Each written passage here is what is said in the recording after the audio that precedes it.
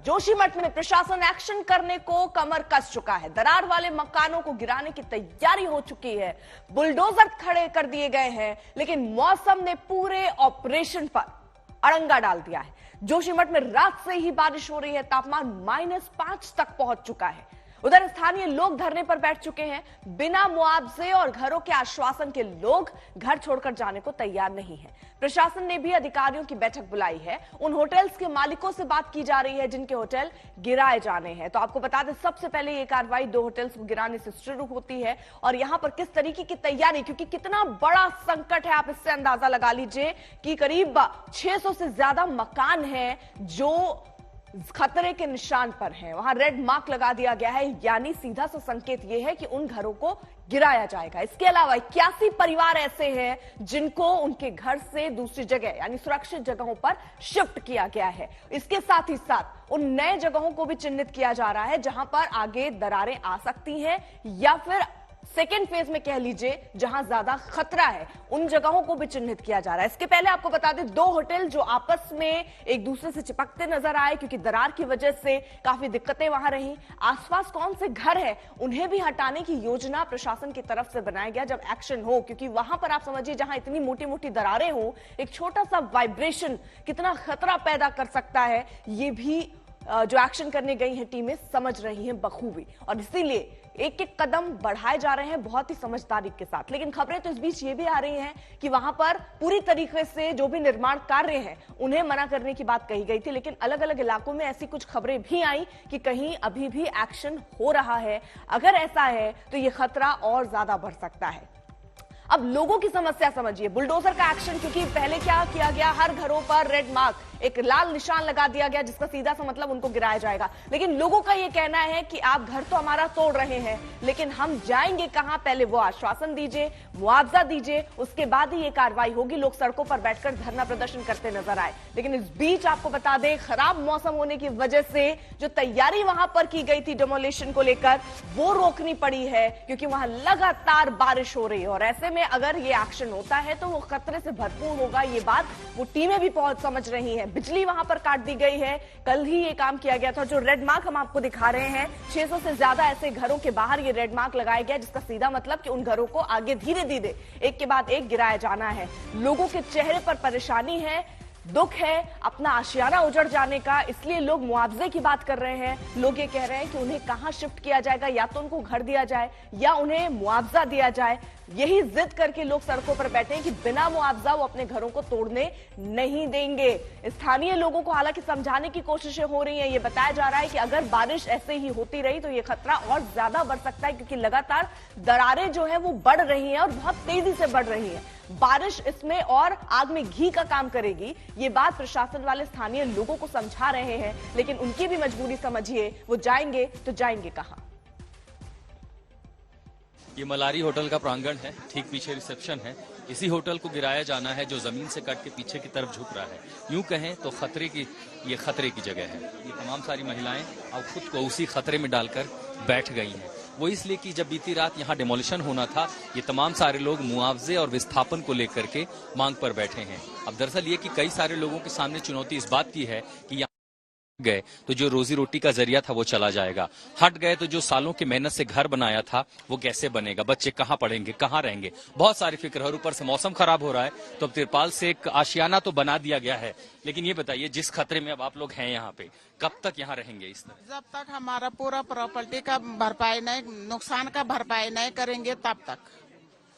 कई बार हमने देखा, देखिए कागजी कार्रवाई जो उसमें समय लग जाता है। आप लोग जहाँ पर हैं ये जगह कभी भी पीछे पलट सकती है। तो उनको कर देना चाहिए ना, क्यों मारना चाहते वो? हमको क्लियर कर दो और हम जाएंगे यहाँ से। क्यों इतने लोगों का मारने का प्लान बना रखा उन्होंने? सरकार ने कहा कि देखिए लोगों को विस्थापित किया जा रहा है, कई लोगों को अलग अलग जगहों पर ले जाया गया, तो आप लोग वहाँ क्यों नहीं जाना चाहते? अभी तक किसी को नहीं ले गए, नगर पालिका हॉल में रख रखे। कुछ लोगों को कहीं किसी होटल में रखा है, नगर पालिका में रखा है। हाँ, हम लोग भी वही थे यहाँ, इसलिए आए कि कहीं हमारा होटल तोड़ न दे। हाँ, बिना नोटिस का ही जेसीबी लगा के चक्कर है, सारा जेसीबी खड़ा है, SDRF खड़े हैं, इसलिए हम लोग यहाँ पे बैठे हुए। नगर पालिका एक रूम दे रहे, उसमें 8-10 लोग हैं, जैसे गाय बकरी भरते वैसे भर रखे सारे। लेकिन अगर ये नहीं टूटा, जिस तरह का खतरा है यहाँ पर पूरे जोशीमठ पर है, ये आगे कई लोगों के लिए खतरा बन सकता है। ये तो हर कोई मान रहा है, यहाँ होटल के मालिक भी कह रहे हैं कि इसको तोड़ना जरूरी है। हम भी तोड़ने के लिए तैयार है, मनाने के लिए, तोड़ने के लिए तैयार है, पर उचित मुआवजा दे दे, बद्रीनाथ के तर्ज पे विस्थापित कर दे और इसी के लंबे बैठे हैं धरने। जी, अगर इस प्रक्रिया में देरी हो जाती है तो बहुत सारे लोगों पर भी तो खतरा है। अब तो वो कर देना क्या, और आगे करो पीछे करो, हम तो अब इसके बाद तोड़ेंगे, इसके क्या सबूत है हमारे पास? कुछ भी नहीं है। तब बाद में बोलेंगे क्या था तुम्हारा, कुछ भी नहीं था, पहले क्यों नहीं बताया, ये नहीं बताया, वो नहीं बताया, हम क्या करेंगे? बस इनको बोल, ये ना लिखित रूप दे दो सो, तब तुम अभी लिखित दे दो और तोड़ दो, हमको कोई आपत्ति नहीं तोड़ने में। जब लिखित नहीं है, कल तोड़ कर बोलेगा क्या तुमने क्यों तोड़ना दिया, ये वो बिगड़, ये तो दोपलबाजी कर रहे हैं। जब ये लोग आ रहे तो ऊपर जहाज में जा थोड़ा मौसम खराब हो रहा, बारिश होगी और खतरा बढ़ नहीं है। वो नेता मत रहा, जब जनता तब नेता, जनता मर जाएगा तो नेता कहाँ से बचेगा?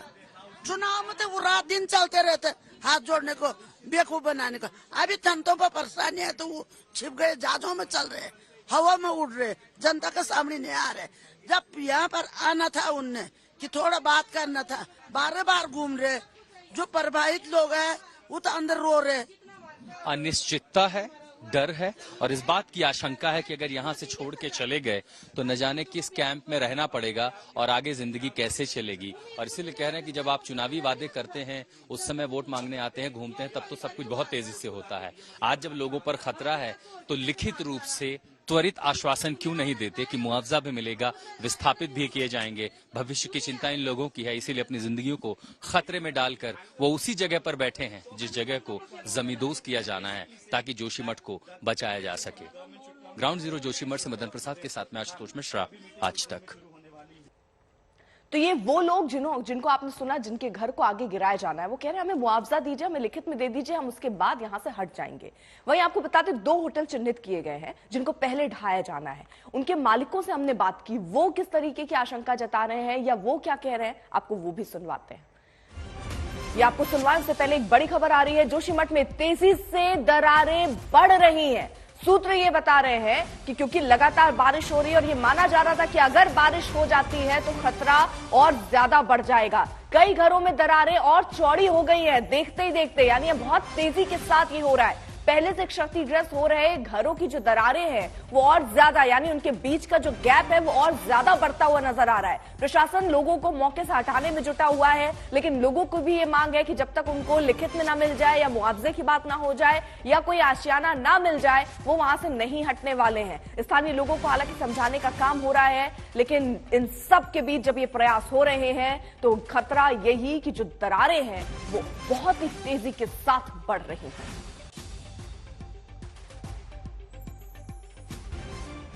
अब आपको होटल मालिक क्या कह रहे हैं वो सुनवाते हैं।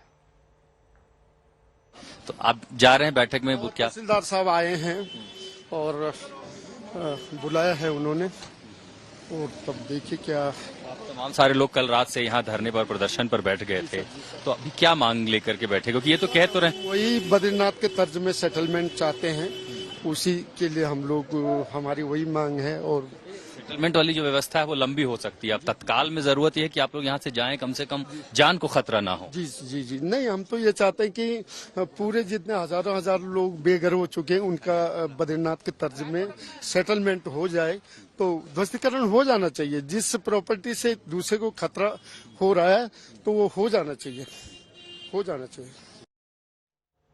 आशुतोष मिश्रा हमारे साथ, हमारे सहयोगी इस वक्त जुड़ चुके हैं, जोशीमठ में ही वो मौजूद है, उनकी ग्राउंड रिपोर्ट भी लगातार हम देख रहे हैं। आशुतोष, आज स्थिति क्या है, किस तरीके के हालात बने हुए हैं, आगे कैसी तैयारी प्रशासन की? और स्थानीय लोग तो अपनी मांगों पर डटे हुए, कह रहे जब तक लिख के नहीं देंगे हम मानने को तैयार नहीं है।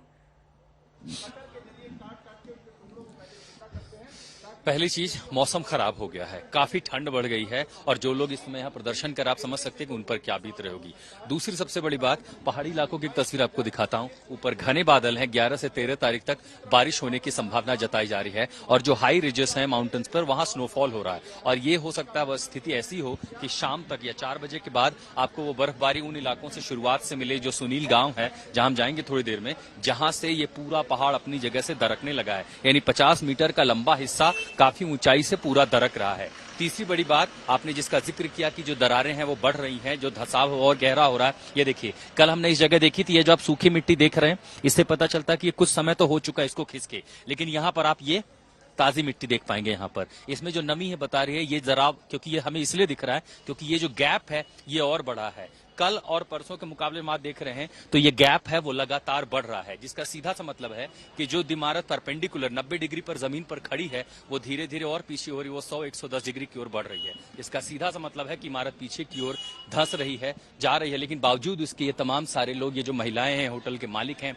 उनके परिवार के लोग हैं और वो लोग जिनके घरों पर लाल निशान लगाया गया है कि यहाँ से खाली कर दें, वो यहाँ बैठ के आपने उनकी बातें सुनी कि उनकी मांग क्या है। उनकी मांग ये है कि बद्रीनाथ की तर्ज पर या तो पहले विस्थापन के लिए जो है आश्वासन हो वो सुनिश्चित किया जाए और कंपेंसेशन, मुआवजा दिया जाए, क्योंकि इन लोगों ने पीढ़ियों से अपना समय यहाँ बिताया। इनमें बहुत सारी महिलाएं जो आप देख रहे हैं उम्र दराज हैं, इनका बचपन यहाँ बीता है, इन्होंने अपनी जवानी यहाँ देखी है, बच्चों के साथ यहाँ रहे हैं, पले हैं, बढ़े हैं, खेला है सब कुछ, और अब जीवन के इस मोड़ पर उन्हें अपना घर छोड़कर जाना पड़ेगा, वो भी तब जब ये पता नहीं है कि आगे कहाँ जाएंगे, क्या आगे कोई घर मिलेगा, बच्चे कहाँ पढ़ेंगे, कहाँ रहेंगे, कैसे जिएंगे। इन तमाम संभावनाओं के आगे जब अंधेरा छाया हुआ है तो इसीलिए लोग कह रहे हैं कि हम यहीं रहेंगे, जो होगा देखा जाएगा, जब तक सरकार जो है कम से कम कुछ सुनिश्चित बात नहीं कह देती या ठोस आश्वासन नहीं देती कि आखिर इनका आगे क्या होगा। आपको ये भी बता दूं कि जिस समय हम बात कर रहे हैं इस समय यहाँ एक बैठक चल रही है प्रशासन के तमाम अधिकारियों के साथ। होटल मालिक जो हैं दोनों, जिनको गिराया जाना है, ये दोनों होटल हैं, और साथ ही स्थानीय लोग हैं, उनके साथ एक बैठक चल रही है और उसमें पुनर्वास कार्यक्रम के साथ साथ विस्थापन की नीति के साथ साथ मुआवजे पर बातचीत चल रही है। हम बस इतनी उम्मीद कर सकते हैं कि ये बैठक सकारात्मक हो, जैसे ही ये मीटिंग हो जाए किसी ठोस नतीजे पर वो पहुंच चुके हैं। और उसके साथ ये देखिए, जो पूरे पीछे का इलाका है, बहुत सारे लोग अब छोड़कर जा चुके हैं, पिछले 2-3 दिनों में जो कुछ सामान था वो भी लेकर के जा चुके हैं, लेकिन इसके बावजूद अभी भी एक बड़ा तबका है, बहुत सारे लोग हैं जो जाने को तैयार नहीं है, क्योंकि उनके पास और कोई दूसरा ठिकाना है नहीं, और इसीलिए वो इस उम्मीद में है कि एक आश्वासन हमें मिल जाए, जैसे ही पता चलता है कि आगे क्या होगा, मुआवजा मिलेगा, पेपर। और कई लोग ये कह रहे हैं कि देखिए हमारी ये जमीनें हैं, देखिए पहाड़ के बारे में ये भी है कि हम दिल्ली मुंबई की तरह नहीं रहते, यहाँ जहां आप घर खरीदते हैं तो रजिस्ट्री होती है, यहाँ पुश्तैनी जमीन है, उस पर घर टूटता है, बना लेते तो उस घर की रजिस्ट्री नहीं होती, उस घर को उन्हें नक्शा भी पास करवाने की जरूरत नहीं पड़ती है। तो यहाँ कई सारी ऐसी कानूनी अड़चने भी हैं जिसके चलते उनके पास ऐसे कागज नहीं, और वो ये डर में है कि कल को जब हम मुआवजे के लिए आएंगे, प्रशासन पूछेगा कागज दिखाइए, आपके पास क्या कागजात है, रजिस्ट्री कहाँ है। ये सारा मन में ऐसे अप्रीहेंशन है कि जब तक इसका समाधान नहीं हो जाता मन में ये डर बना रहेगा। और इसीलिए जोशीमठ के जिन इलाकों, कुछ इलाकों में आप देखेंगे सन्नाटा है, तो कुछ इलाकों में अभी भी लोग बस इस डर में हैं कि हमें ये तो पता चल जाए कि हमारा भविष्य क्या होगा, हम आगे कहाँ जाएंगे, कहाँ रहेंगे। और जैसे ही आश्वासन मिलेगा हम उम्मीद कर सकते हैं कि लोग सुरक्षित पहुंच जाएं। जिनको गिराया जाना था, क्या अभी तक वो कार्रवाई हुई है? क्योंकि ये कहा गया कि बीच में बारिश हो गई जिसकी वजह से हालात अभी रोक दिए गए हैं, एक्शन को रोक दिया गया है। उसके बाद ये कहा गया कि वहां पर अभी ये जो लोग हैं वो सड़कों पर है, प्रदर्शन कर रहे हैं, इसलिए एक्शन रोका गया है। एक्शन रुका हुआ है या चल रहा है? अगर रुका है तो उसके पीछे की वजह क्या है? डिमोलिशन एक्सरसाइज हो गई थी, मसलन तार हटा लिए गए, सब कुछ चीजें। देखिए ये वही होटल है, ठीक है, आप समझिए मैं एकदम उसी होटल के सामने खड़ा हूं। ये पहला होटल है जिस पर मैं खड़ा हूं और उसी के साथ साथ मेरे ठीक बगल में वो दूसरा होटल है जिसको गिराया जाना है। कल रात को ये शुरू हुआ, एसडीआरएफ के कर्मचारी आ गए, मजदूरों को बुलाया गया कि यहां से इन दोनों इमारतों को पीछे की तरफ गिराया जाए। जैसे ये शुरू होता, होटल के मालिक और उनका परिवार, ये देखिए ठीक उसी तिरपाल के नीचे बैठ गए हैं ये तमाम सारे लोग, और बड़ी संख्या में स्थानीय लोग आ गए और वहां पर प्रदर्शन करने लगे। उन्होंने रोक दिया डिमोलिशन की पूरी प्रक्रिया को, ये कहते हुए कि पहले मुआवजा और विस्थापन, जब तक ये नहीं होता हम अपनी रोजी रोटी का जरिया कैसे तोड़ने दें। होटल के मालिक भी कह रहा आप इसे तोड़ दीजिए अगर लोगों को खतरा है, लेकिन पहले ये तो बताइए हमारा होगा क्या। इसलिए कल ये डिमोलिशन नहीं नहीं हो पाया, और आज भी अगर बातचीत सफल नहीं होती है, वो प्रशासन या सरकार के दावों पर नहीं मानते, उनके आश्वासन को नहीं मानते हैं, या अगर उन्हें समुचित मुआवजा विस्थापन नहीं मिलता है, ये भी बहुत मुश्किल है कि आज भी ये डिमोलिशन हो पाए। और अगर सफल होता है तब हम ये उम्मीद कर सकते हैं कि शाम के बाद इस कार्रवाई को किया जाए, क्योंकि कल भी सड़कें वड़कें बंद की गई थी, सारी तैयारियां थी, लेकिन जो कार्रवाई होनी थी वो पूरी हो नहीं पाई है। इसीलिए इंतजार किया जा रहा है 1 घंटे बाद उस बैठक के नतीजे का, उसमें क्या होता, और तब ये तस्वीर साफ होगी कि जो सबसे खतरनाक 2 इमारतें हैं, आप देखेंगे क्यों खतरनाक कह रहा हूं। देखिए, अच्छा हम यहां पर पहुंचे, अभी इसकी यहां से देखिए, इस कैमरे की नजर से आप देखेंगे तब पता चलेगा कि कैसे टिल्ट होकर 90 डिग्री परपेंडिकुलर पर बना हुआ एक पूरी इमारत वो धीरे धीरे बेंड होकर 110-120 डिग्री तक जा रही है। और अगर इसे नहीं हटाया गया तो नीचे जब ये मलबा अगर अपने आप गिरा तो आप समझिए कि तब ग्रेविटी अपना काम करेगी, और ये लाखों टन का मलबा जब नीचे जाएगा तो किस तरह की तबाही मचाएगा। अर्पिता। बिल्कुल, और ये आशुतोष हम तस्वीरें देख रहे हैं और इस खतरे को भी भाप और समझ पा रहे हैं कि किस तरीके का खतरा वहां पर है।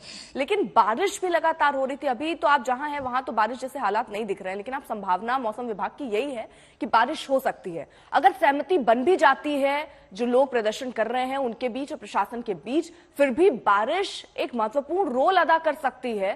किस तरीके से तब एक्शन लिया जाएगा, उसकी क्या तैयारी की गई उस लिहाज से मौसम को देखते हुए? उसकी तैयारियां देखिए ना के बराबर है। प्रशासन ने सिर्फ लोगों को जो विस्थापित किया, सुरक्षित जगहों पर रखा है, वो तो वहां बच जाएंगे। और बारिश की स्थिति, वो डर क्यों दिखाई दे रहा है आपको? सीधे में जरा इन पहाड़ों की ऊपरी रिजेस पर दिखाने की कोशिश करता हूं।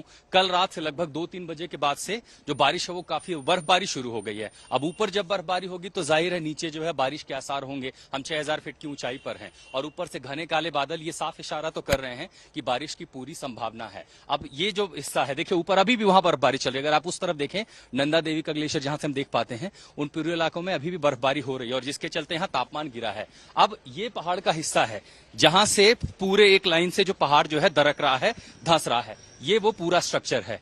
ऊंचाई से जैसे अगर बर्फबारी होगी तो पानी जो है पहाड़ों में नमी जाएगी, पानी गिरेगा। जब नमी होगी तो जो मिट्टी है उसका खिसकाव और तेजी से होगा, और जब मिट्टी खिसकेगी तो ये जितने घर एक लाइन से आप देख रहे हैं ढलाव पे जितने घर बने हुए हैं, ये उसी रफ्तार से और तेजी से दरकेंगे।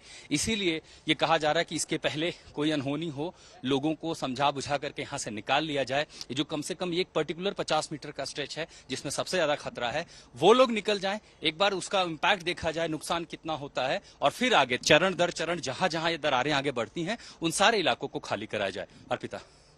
बिल्कुल आशुतोष, ये तस्वीरें भी आप दिखा रहे हैं, लोगों का प्रदर्शन भी आप दिखा रहे हैं। आप रहिएगा और नजर बनाए रखिए। जोशीमठ में प्रशासन को स्थानीय लोगों के जबरदस्त आक्रोश का सामना करना पड़ रहा है। जिन 2 होटल्स को गिराने की तैयारी हो रही है, उन दोनों होटल्स के मालिकों का कहना है कि उन्हें पहले से कोई नोटिस नहीं मिला। वो कह रहे हैं कि उन्होंने नियम और कानून के तहत ही निर्माण करवाए, लेकिन कोई नोटिस नहीं मिला, मुआवजे की बात नहीं की गई, और जब तक ये नहीं होता है तब तक उन होटल्स को वो गिराने नहीं देंगे। मुझे खींचने की कोशिश की, मारपीट की कोशिश की गई सरकार की तरफ से। सर, मैं तो एक जनजाति का व्यक्ति हूँ, मेरे साथ ऐसी ज्यादती की जा रही है, लेकिन मैं सिर्फ अपने लिए यहाँ पे नहीं बैठा हूँ। मेरा तो अपना हो जाएगा, कोई बात नहीं, मैं चले जाऊँ। मेरा तो बेटा फ्रांस में रहता, मैं निकल जाऊंगा, लेकिन मैं इसलिए बैठा हूँ कि मेरे जो इस जोशीमठ के लोग हैं, जितने प्रभावित लोग हैं, आज मैंने मैदान छोड़ के चले गया। जो आज मेरे साथ करेंगे, कल लोग ये लोग सरकार जो है कि सबके साथ करेगी। अपनी मांग पूरी करने के लिए बैठक है, जैसे बद्रीनाथ की तर्ज पे वैसे वन टाइम सेटल कर दो। हम पूरी रात ठंड में यहाँ पे बैठे हुए हैं और अभी बर्फ भी पड़ेगी तभी बैठे रहेंगे। हम हटेंगे नहीं, यहाँ से डटे रहेंगे हम जब तक मांग पूरी नहीं हुई। क्या मांग? सर यही मांग है कि जैसे बद्रीनाथ तर्ज पे विस्थापन किया है सेटलमेंट, वैसे यहाँ भी कर दो। होटल हम छोड़ देंगे, हम चले जाएंगे। तो यहाँ पर बुलडोजर का एक्शन होने के लिए बाकायदा बुलडोजर वहां पहुंच चुके थे, होटल्स को गिराने की तैयारी हो चुकी थी। लेकिन उसके बाद जैसे ही होटल मालिक ने देखा कि यहाँ लोग पहुंच रहे हैं और एक्शन हो सकता है, वो बैठ गए सड़कों पर और प्रदर्शन करने लग गए। वो कह रहे हैं कि जब तक मुआवजा नहीं मिलता, लिखित में उनको नहीं मिल जाता, तब तक वो होटल्स को गिराने नहीं देंगे। जोशीमठ में जेपी के हाइड्रो पावर प्रोजेक्ट के कैंपस का प्रोटेक्शन वॉल भी धराशायी हो गया, जिसकी मरम्मत का काम तेजी से चल रहा है। और जानकारी दे रहे हैं हमारे संवाददाता अमित भारद्वाज। उत्तराखंड के जोशीमठ में हो रही त्रासदी ने अपने चपेट में घरों को ले लिया है, होटल्स को ले लिया है। तो बद्रीनाथ हाईवे में जगह जगह क्रैक्स आ गई हैं, लेकिन इस त्रासदी का असर इस तरह के जेपी के हाइड्रो पावर प्रोजेक्ट्स पर भी देखने को मिल रहा है। आप देख सकते हैं आज तक के विजुअल्स में किस तरह से जो भारी भरकम प्रोटेक्शन वॉल बनाया गया था जेपी के हाइड्रो पावर प्रोजेक्ट को प्रोटेक्ट करने के लिए, उसके कंपाउंड को प्रोटेक्ट करने के लिए, वो एक तरह से टूटकर धराशाही हो गया और बड़े बड़े चट्टान बोल्डर्स इस्तेमाल किए गए थे इस प्रोटेक्शन वॉल को खड़ा करने के लिए, वो सब कुछ जमींदोज हो गया है और हालात ऐसे हो गए हैं कि अब इस पूरी दीवार को रिपेयर करने की जरूरत पड़ रही है। हमें बताया जा रहा है कि असल में ये पूरी कहानी उत्तराखंड के जोशीमठ में और ये जेपी का प्रोजेक्ट विष्णु प्रयाग में लोकेटेड है।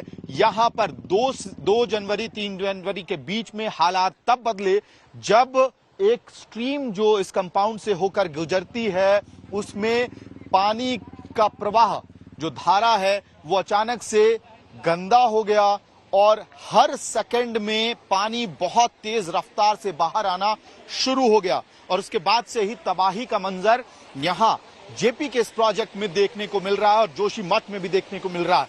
आज तक के पास वो एक्सक्लूसिव विजुअल्स हैं इस जेपी के कंपाउंड के, जिसमें स्पष्ट रूप से दिख रहा है कि नुकसान सिर्फ जो प्रोटेक्शन वॉल है उसको नहीं हुआ है बल्कि नुकसान इस प्रोजेक्ट के इंटीरियर्स में भी हुआ है। साफ साफ उन एक्सक्लूसिव विजुअल्स में हमें दिख रहा है। इसके साथ साथ अगर आप इस कंपाउंड का जो अप्रोच रोड है उसको देखेंगे तो अप्रोच रोड भी, उसमें भी भारी नुकसान हुआ है। जगह जगह से ये अप्रोच रोड टूट चुकी है, दरारें जो हैं वो धीरे धीरे बढ़ती जा रही हैं और देखिए जिस तरह से जोशीमठ के शहर में सड़क पर जो दरारें आई थी वो हर बीते दिन के साथ बढ़ती जा रही थी, वही हालात आपको जेपी के भी प्रोजेक्ट में दिखाई देगा। यहां दरार इतनी गहरी हो गई है कि मेरी पूरी हथेली नीचे जा रही है। कुल मिलाकर तो सवाल यही है कि आखिरकार जिम्मेदार आज की इस स्थिति का कौन है। जोशीमठ में प्रशासन एक्शन करने को कमर कस चुका है, दरार वाले मकानों को गिराने की तैयारी हो चुकी है, बुलडोजर तैयार खड़े हैं, लेकिन मौसम ने पूरे ऑपरेशन पर अड़ंगा डाल दिया है। जोशीमठ में रात से बारिश हो रही है, तापमान -5 तक पहुंच गया है। उधर स्थानीय लोग धरने पर बैठे हैं, बिना मुआवजे और घरों के आश्वासन के लोग घर छोड़कर जाने को तैयार नहीं। प्रशासन ने भी अधिकारियों की एक बैठक बुलाई, उन होटल्स के मालिकों से मुलाकात हो रही है, बातचीत हो रही है जिनके होटल्स गिराए जाने हैं, लेकिन होटल के लोग और स्थानीय लोग ये सीधे तौर पर कह रहे हैं कि जब तक उनको लिखित में ना मिल जाए या मुआवजा ना मिल जाए या उनको घर देने का वादा ना दे दी जाए तब तक वो यहां से उठेंगे नहीं, क्योंकि पहाड़ों पर कई बार ना रजिस्ट्रेशन इनके पास होते, वो जरूरी कागजात भी इनके पास नहीं होते जिनके बदौलत ये आगे की लड़ाई लड़ सके, और इसीलिए डिमोलिशन से पहले ये चाहते हैं कि किसी तरीके का आश्वासन सरकार से हमें मिल जाए। जोशीमठ में आपको इस बीच बता दें जो दरारें हैं वो बहुत तेजी से बढ़ रही हैं, मतलब अगर आप शाम को देख रहे हो और अगले सुबह आप देखेंगे तो तस्वीर आपको बदली नजर आएगी। कुछ इस तरीके से दरारें वहां पर बढ़ रही हैं। 700 से ज्यादा घरों को चिन्हित किया गया है जो खतरे के निशान वहां पर लगाए गए। इसका सीधा मतलब कि उनको भी गिराया जाना है, एक एक करके प्रशासन अब एक्शन करेगा। लेकिन इन सब के बीच बारिश भी एक बहुत बड़ी भूमिका अदा कर रही है। आशुतोष मिश्रा हमारे साथ, हमारे सहयोगी इस वक्त जुड़ चुके हैं और जानकारी के साथ। आशुतोष, आप क्योंकि वहां पर मौजूद है, पल पल की अपडेट आप तस्वीरों के माध्यम से हम तक पहुंचा रहे हैं। प्रशासन और स्थानीय लोगों के बीच लगातार बातचीत का दौर चल रहा है, अभी तक कुछ निकलकर सामने आ पाया? कब से ये एक्शन होगा? और जो स्थानीय लोगों की मांग है मुआवजे की या लिखित में बात कहने की, वो क्या प्रशासन मानने को तैयार हुआ? देखिए, अभी तक जहां तक बातचीत हो रही थी कई दौर की, उसमें यह कहा गया कि 1,30,000 रुपए तक का मुआवजा देंगे। अब जो बैठक शुरू है, क्योंकि जो मेरे पीछे होटल है इसके मालिक अपने पूरे परिवार रिश्तेदारों के साथ आके यहाँ बैठ गए हैं, तो अब उनको ले जाया गया है। अब ये कह रहे हैं कि देखिए उचित मुआवजा तो हो, क्योंकि 2-2 होटल आप तोड़ रहे हैं जिससे कितनों की आजीविका चलती थी, मुआवजा हो। और सबसे बड़ी बात है कि जिनको यहाँ से हटाया गया उनका विस्थापन कहाँ होगा, आप उन्हें कहाँ ले जाकर के रखेंगे, कहाँ ले जाके छोड़ेंगे, राहत कैंपों में कितने दिन वो क्या खाएंगे, कैसे रहेंगे, बच्चों की पढ़ाई लिखाई, भविष्य, रोजी रोटी सब कुछ है। लेकिन ऊपर से अब ये कोई चिंता है कि यहाँ मुआवजा हो तब वहां हटे। ऊपर से लोग अब परेशान है मौसम को लेके। कई सारे लोग देखिए हम बात कर रहे थे तो आए हैं अपनी बात रखने के लिए। ये अब कल तक का जो मौसम था फिर भी ठीक था, अब धूप थी, काफी तेज थी। आज सुबह से लेकर के आप लोग जितना समझते हैं पहाड़ को, किस तरह का डर है मन में? सर अभी तक तो जो हमारी चिंता है, आप कहेंगे जो दबी हुई थी मौसम के साथ ही बहुत गहरी हो गई है अब हमारी, क्योंकि जो दरारें सड़कों पे आई हैं, घरों पे आई हैं, उनके अंदर पानी जाएगा तो कब कहाँ पे क्या हो जाए इसका हम कुछ कह नहीं सकते। तो अभी बहुत डर में है सर, बहुत डर में जी रहे हैं हम लोग यहाँ पे। जो लोग हैं खतरे की जद में, वो सबसे पहले क्यों नहीं जा रहे? अगर उन्हें हटाया जा रहा है तो इमीडिएटली जाके उन्हें कम से कम जान तो बच जाए, बाकी तो आगे प्रक्रिया हो सकती है, मुआवजे के लिए की चर्चा तो हो ही सकती है। सर बात तो आपकी सही है, लेकिन सबसे बड़ी बात जो लोगों को हटाया जा रहा है उन लोगों के पशु हैं, उन लोगों की रोजी रोटी जो है पशु पाले हुए लोग उनका दूध बेच के करते हैं, वो तो चले जाएंगे, लेकिन पशुओं का क्या होगा सर? अगर वो वहाँ छोड़ते हैं, कुछ बात होगी तो उनका तो रोजगार भी चला जाएगा। राहत कैंपों में पशुओं को रखने की जगह नहीं है। देखिए बहुत सारे, आप लगता है कि जोशीमठ बड़ा शहर है, शहर के साथ साथ ये ऐसा इलाका है, नगर पालिका, यहाँ ग्रामीण इलाके भी हैं। मैं ठीक ऊपर अगर जाने की कोशिश करूंगा, ऊपर खेत हैं कई सारे लोगों के, यहाँ सेब उगाते हैं, वो बहुत सारी चीजें उगाते हैं, फल हैं, सब्जियां, इनके खेत भी हैं यहाँ पे। तो सिर्फ घर नहीं छूटा है इन 600 परिवारों में जो जद में आए हैं, उसमें अर्पिता सिर्फ घर नहीं है, खेत भी हैं। आप उन्हें विस्थापित कर देंगे तो क्या उन्हें पर्याप्त मात्रा में उस तरह के खेत भी उनको देंगे कि जहां वो खेती बाड़ी कर सके, अपनी जीविका चला सके? जिनके पास रोजगार है, जो यहाँ पर आसपास कर लेते हैं, पर्यटन चलता है, धार्मिक पर्यटन है, उसके बाद विंटर स्पोर्ट्स हैं, तो साल में 2 बार उन्हें वो मौका मिलता है। वो आगे कहाँ मिलेगा, कितनी दूर होगा, कैसे आएंगे जाएंगे? इतने सारे दरअसल सवाल हैं और इसीलिए वो चिंता में है कि यहाँ से जाना भी मरने से कम नहीं होगा। यहाँ जान जा रही है, वहाँ पूरी की पूरी जिंदगी, पूरी जनरेशन बर्बाद होगी। ये जो डर है इतना बड़ा, इसी का समाधान सरकार फिलहाल नहीं दे पा रही है। क्योंकि अगर आप ये आश्वासन दे देते हैं कि जैसा जिसका नुकसान है, जिस तरह हुआ है, उसको उतना ही कंपेंसेट करेंगे, तो शायद लोग छोड़ करके चले जाएं। लेकिन जो इफ एंड बट है, जो कंफ्यूजन की स्थिति है और जो बातचीत का दौर है, उससे खतरा बढ़ रहा है, लोगों पर खतरा बढ़ रहा है, अनिश्चितता का माहौल बढ़ रहा है। बिल्कुल आशुतोष, आप नजर बनाए रखिए। देखिए ये स्थानीय लोग क्या कह रहे हैं वो हमने आपको सुनवा दिया, लेकिन इसी के साथ साथ अब आपको सुनवाते हैं कि पुलिस के आला अधिकारी क्या कह रहे हैं। कि अभी तक 723 ऐसे स्ट्रक्चर्स हैं जिसमें अभी हमारे सर्वे के बाद दरारें परिलक्षित हुई हैं, और लगातार हम जो जनप्रतिनिधि हैं, वार्ड मेंबर्स हैं, उनसे टच में हैं कि किस क्षेत्र में अगर कहीं पर स्थिति अगर कहीं और कहीं दरारें परिलक्षित हो रही हैं तो वो तत्काल हमारे संज्ञान में लाएं। साथ ही साथ 131 परिवार अभी तक हम अस्थायी जो हमारे विस्थापन के लिए हमने रिलीफ सेंटर्स में शिफ्ट कर दिए हैं। तो जोशीमठ को लेकर आगाह करने वाली रिपोर्ट लगातार आती रही है, लेकिन सुस्त सिस्टम उन रिपोर्ट्स पर कुंडली मारकर सोता रहा। जोशीमठ में बड़ी इमारतें, होटल्स खड़े होने दिए गए, जोशीमठ में प्रोजेक्ट चलने दिए गए। सरकारों और सरकारी विभागों की आपराधिक मौन सहमति का नतीजा आज पूरा जोशीमठ उठा रहा है। कहाँ जाएंगे? इतना बड़ा घर बार बनाया छोड़। भगवान है, नरसिंह भगवान, कहाँ जाएंगे बताओ? घर बार तो कहाँ है, अब सब डूब गया। भगवान भरोसे छोड़ दिए गए शहर में अब तक रहा सुकून जब धंसने लगा। अब चाहे तो हम कहाँ जाएंगे? आसरा फिर भगवान का।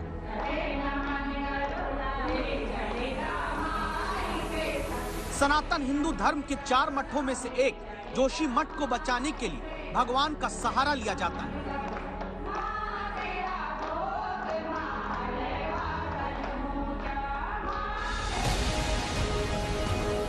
जनता भगवान भरोसे इसीलिए क्योंकि जिन्हें जोशीमठ को बचाना है, उन्होंने तो 4.5 दशक में कभी आंख भी नहीं खोली। जोशीमठ की नगर पालिका परिषद जोशीमठ बद्रीनाथ विधानसभा में आता है। यहाँ के अब तक रहे सभी विधायक जोशीमठ गढ़वाल लोकसभा में आता है।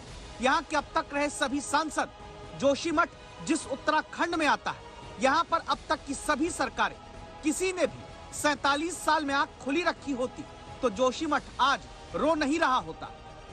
अब क्या लेके जाएंगे हम? अब तो ऐसा है, अब हमारे भाइयों के लिए रहने के लिए मकान ही नहीं है। अब देखिए, जिन भाइयों ने घर बनाया था वो आज आए हैं देखने के लिए, मिलने के लिए, वो हाल समझने के लिए। अगर आप यहाँ कुछ समझ पा रहे हैं तो सिर्फ आंखों में आंसू है, गमगीन माहौल है। वो इसलिए क्योंकि सपना था एक साथ रहने का, अरमान था परिवार के साथ समय बिताने का। लेकिन जब आप आज यहाँ देख पा रहे हैं तो यहाँ सिर्फ और सिर्फ आंसुओं का सैलाब है। परिवार रो रहे हैं क्योंकि अब घर छोड़ना है, घर गिरने वाला है। सुप्रीम कोर्ट तक जब मामला पहुंचता है तो देश की सर्वोच्च अदालत भी कहती है कि देश में लोकतांत्रिक तरीके से चुनी हुई संस्थाएं हैं जो ऐसे मामलों का निपटारा कर सकती हैं। दस्तक देता सवाल है, क्या उन्हीं संस्थाओं ने जोशीमठ में अपनी जिम्मेदारी निभाई? आप लोग तुरंत इस जगह को छोड़ दें। आप लोग भी से हाथ बंद रखें और छोड़ दें। जिन लोग भी यहाँ नजदीक घर हैं, ये दोनों होटल आज डिस्ट्रॉय किए जाएंगे। पीछे आ जाओ भाई, पीछे आ जाओ ना, सारी पीछे आ जाओ ना। आप इस जगह को खाली करें। यहाँ पे हाथ में लाउड स्पीकर लेकर प्रशासन के लोग जोशीमठ में वो जगह खाली करा रहे हैं, जहां डर है कि सबसे पहले जमीन धंसती जाने की वजह से ये 2 होटल गिरकर आसपास बड़ा नुकसान कर सकते हैं। देखिए, जहां 2 होटल की दीवार के बीच आने जाने का रास्ता था, वो खत्म हो चुका है। होटल की दीवार झुककर दूसरे के सहारे है। ये गिराना इसलिए जरूरी है क्योंकि ये एक दूसरे के ऊपर पहले इनमें गैप था, अब ये एकदम चिपक गई हैं क्योंकि क्रैक के और जो सिंकिंग हो रहा है उस रीजन से, तो इसलिए इनको गिराना बहुत जरूरी है। देश में हमेशा कहीं कुछ होता है तो गिराने के लिए सब सक्रिय हो जाते हैं, लेकिन बनने ही क्यों दिया गया का जवाब कोई नहीं देता। जिस जोशीमठ में 1976 से सरकारी रिपोर्ट कहती रही कि लैंडस्लाइड के मलबे पर बसे जोशीमठ में ज्यादा निर्माण कार्य खतरे की वजह बनेगा, पानी सही से नहीं निकलेगा तो मिट्टी धंसने लगेगी, मिट्टी का वजन उठाने की क्षमता, जमीन की स्थिरता की जांच के बाद ही निर्माण की इजाजत मिले, वहाँ 47 साल तक पार्षद से लेकर मुख्यमंत्री तक क्यों आंखें बंद किए रहे?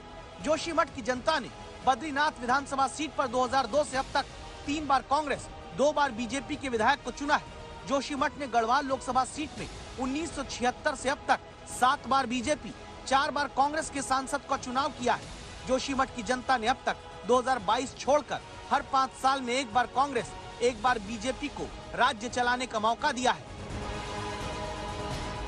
लेकिन जिस जनता ने संघर्ष करके अपने सपनों को पूरा करने वाला अलग राज्य चुना, उन्हें क्या पता था कि एक दिन पूरा शहर धीरे धीरे धंसते हुए इस कगार पर आ जाएगा कि सरकार कहेगी घर खाली करना है। कहाँ जाना, किसके घर में जाना, कहीं उन्होंने इंतजाम कर रखा हमको, आप ये बताइए। कहीं ना कहीं कैंप लगाया हुआ है, वहाँ रहने की व्यवस्था है। अरे एक कमरा देंगे तो उसमें इतना सामान आएगा, मजाक बना रखा है उन्होंने। नेताओं के चक्कर में हम लोगों को पिसा जा रहा है। सुनिए मेरी बात, आज कान खुल के सुन लो। लाल निशान से क्या होगा? उन्होंने प्रशासन ने हमको लेबर दे रखे, गाड़ी दे रखे, सामान ले जाने के लिए मदद चाहिए आपको, बगैर वो सामान कैसे जाएगा? हमारे नेता हैं वो भी दोषी है। किसने आदेश किया ये 7 मंजिला मकान का? ये आदेश किसने दिया? तोड़ने का आदेश कौन दे रहा है, बनाने का आदेश किसने दिया?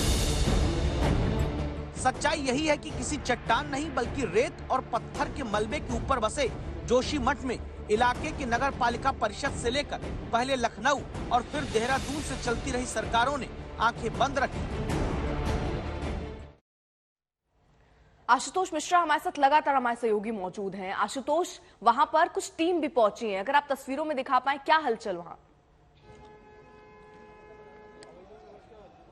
दरअसल देखिए, पहले एसडीआरएफ थी, पुलिस थी, एनडीआरएफ की और अतिरिक्त टुकड़ियों को कल रात को भेजा गया क्योंकि जो डिमोलिशन है वो बहुत चुनौती होगा। नीचे आपके पास कई सारे घर हैं, पहाड़ से गिरेगा, उनमें ग्रेविटी हो सकती है और उसके बाद नुकसान कितना होगा उसी का असेसमेंट करने के लिए जहां एक तरफ देखिए प्रशासनिक मीटिंग चल रही है पीड़ित परिवार लोगों के साथ जो इससे अफेक्टेड होंगे, तो यहाँ पर एक दूसरी जगह आपको हम ब्रीफिंग देख रहे हैं। ये एसडीआरएफ के लोग हैं, एनडीआरएफ पर्सनल हैं और साथ ही उत्तराखंड पुलिस के साथ होमगार्ड्स की, तो एक बड़ी संख्या बल यहाँ पर इसलिए तैनात की गई है और ये ब्रीफिंग चल रही है एक्सरसाइज को लेकर के कि जैसे ही आप ये डिमोलिशन का काम शुरू करेंगे तब क्या क्या एहतियात लेने हैं, क्योंकि एनडीआरएफ के पास हर तरह की दक्षता है और वो दक्षता है कि आखिर आप जब इस तरह के डिमोलिशन होते हैं, कोई ऐसी आपदा होती है तो कैसे उसे निपटते हैं। और इसीलिए ये जो तमाम टीमें हैं वो ब्रीफिंग कर रही हैं कि जैसे एक बार प्रशासन के साथ जो परिवार है उनकी बैठक खत्म होती है, उस बैठक के बाद आगे क्या होता है। अगर एक्सरसाइज करना है, डिमोलिशन करना है तो रोड को ब्लॉकेट करना होगा, ब्लॉकेट के साथ साथ जो भी जितने भी सिविलियंस हैं उन सबको वहां से हटाया जाए। जब ये पूरी इमारत गिरे तब उसका प्रभाव कितना होगा उस इलाके को पूरा एसेस किया जाए। और इसीलिए दो तरफ आप समझिए आज का दिन बेहद महत्वपूर्ण है। और दरअसल अभी जो जानकारी मिले वो ये कि प्रशासन भी ये चाहता है कि इसके पहले तेज बरसात हो या बर्फबारी हो, बर्फ जमती है वो और बाद में पानी का रिसाव करेगी, उसके पहले इस कार्रवाई को पूरा कर लिया जाए, क्योंकि बिल्कुल यानी तैयारियों का यहाँ पर जायजा लिया जा रहा है। बहुत बहुत शुक्रिया आशुतोष तमाम जानकारी के लिए।